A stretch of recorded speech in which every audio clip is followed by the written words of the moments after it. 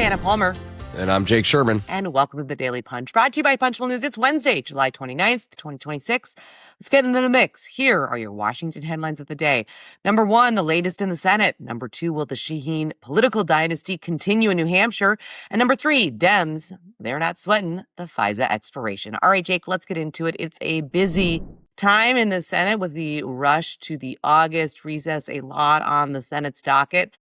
We are teeing up with the big vote that they saw when it came to the Russia sanctions bill. Yes, 86-12. Good sign. Well, actually, I don't know if it's a good sign for the House. I'm skeptical the House will take it up for a million reasons, not least because a bunch of Democrats are against it. Not that they'll take it up, that they'll pass it. I could see this kind of spreading like wildfire, the opposition in the Democratic caucus. We'll see. I'm sure Mike Johnson will take it up. It's a priority of Donald Trump's. I don't think he could put it on suspension. I think he'd have to put it under a rule. I think he can get a rule. I think a rule would probably pass because it's sanctions on Russia. I don't know how it will fare on the House floor. Okay, now the minefield Thune needs to get through. 10:30 meeting between Todd Blanche and John Cornyn on whether he could meet John Cornyn's demands for earning his vote. Cornyn wants in writing changes to the DOJ settlement agreement that created the weaponization fund and audit protections. Tillis says the DOJ seems to be okay with that. Now, the markup for Blanche is Thursday. The vote is Thursday. And if they have to delay the markup, or the vote rather, I don't think they will delay it, but that would jeopardize leaders' plans to confirm Blanche. And it would be a huge black eye to delay this thing, right? Yeah, absolutely. But it does seem as though, positive momentum moving forward, right? They're having the meeting, 10:30 a.m. I think clearly Cornyn and Tillis, their demands are out there, right? It's not a surprise on what they're looking for. They want it in writing. We'll have to see if this administration is willing to do that. And I think how far both of those senators are willing to push this administration to get what they want in order to secure their votes. Another big issue, of course, is this reconciliation strategy. The Republican leaders in the House passed their package, left town, and now the big question is going to be, what does Senator John Thune do? Looking at kind of, scooping last night in Punchbowl News PM that the White House wants Senate Republicans to now widen the House's budget framework, of course, to opening things up, changing them, adding things, making packages bigger only makes things tougher. Yeah, so listen, I think the White House wants the reconciliation package to be as expansive as possible while Thune is still able to beat back amendments. Now, the debt ceiling could end up in this reconciliation package. It could end up in the fall's reconciliation package. I think it will end up in the fall's reconciliation package. I don't know that for sure. I think adding a debt ceiling to this one is very difficult. But Anna, as we've said, the fall reconciliation package could end up being this reconciliation package that could end up being one.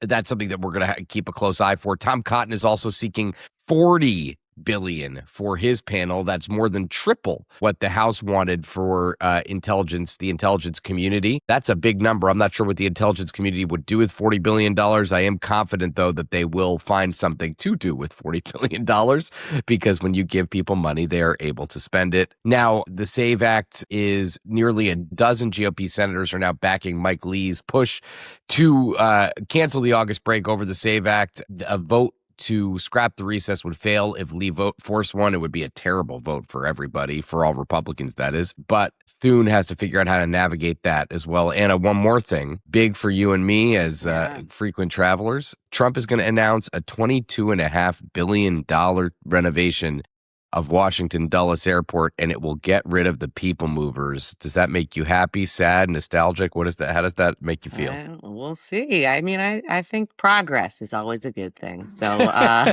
that's where if there's an ability for the airport to work better, I'm all for it. As somebody who's there, I'll be there on Thursday. So that's one of the number 2 story of the morning. Max Cohen is up in New Hampshire for us. It's not Jean Shaheen on the ballot. It's Stephanie, her daughter. She's campaigning in a competitive New Hampshire House primary, testing whether Democrats are still on board with political dynasties. Shaheen has been leading here, but she's got a pretty close race here with a competitive challenger. This is a very interesting race. Shaheen versus Maura Sullivan.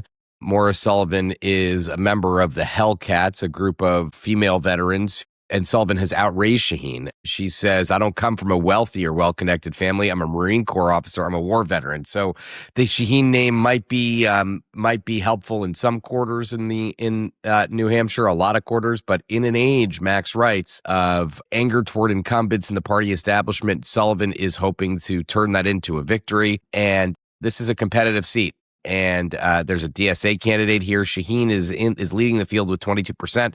Sullivan with 15%. And there's a little bit of criticism, Anna, about whether Jean Shaheen is pushing Stephanie Shaheen's candidacy. I don't blame her. To be honest with you, I would push my kid's candidacy. But Shaheen says, I have a long record of accomplishment and work in the district based on my own experience, and I'm working hard every day to earn people's votes in my own right. All right. A race we'll be watching closely. Let's move on to the number 3 story of the morning. Democrats not sweating the prolonged FISA expiration. An interesting item here. There's obviously been a month-long lapse for a key national security surveillance authority, and that is continuing.